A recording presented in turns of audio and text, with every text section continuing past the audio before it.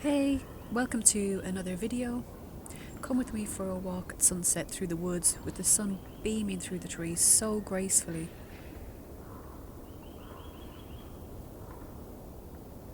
So since my last video, I now have some new equipment. Yay! The equipment enables me to achieve a more smoother shot for way more smoother viewing. So now the situation has opened up a whole can of new fun ways for me to present my travels, while the inspiration is certainly there for me to film more. I'm so looking forward to sharing.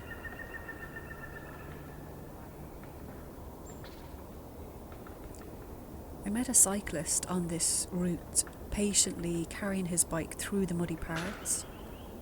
We were comparing nature reserves in the area and admiring the bluebells. The meeting itself had served me to be more present with this experience without wanting to do the next thing or be somewhere else as we do.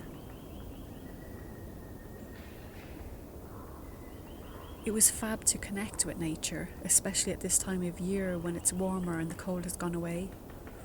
Like connecting with the softness of the soils, the forest smells, the sounds like the crackling of the trees, the shaking of the leaves, the crackling fires, the sights like the beds of bluebells. It was fab to just simply witness this experience.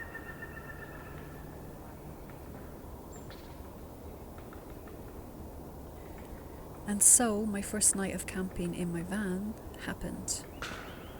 Wild camping, shall I add, with no electric and hanging out with a lot of hens on the site. Most essential tools was the torch. It was very handy to have a torch, having my own electric supply and having a warm blanket for the night time.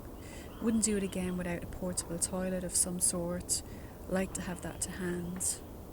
I booked into a well-run nature reserve in the Holly Hill area with on-call staff and other guests there, which put my mind at ease. All in all, a great trip.